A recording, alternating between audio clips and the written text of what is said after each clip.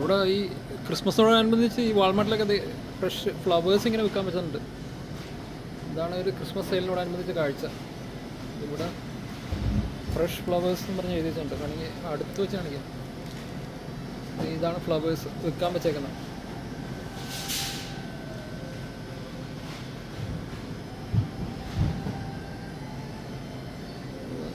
ഇങ്ങനെയാണ് ഫ്ലവേഴ്സ് ഇവിടെ വിൽക്കാൻ പറ്റുന്നുണ്ട്.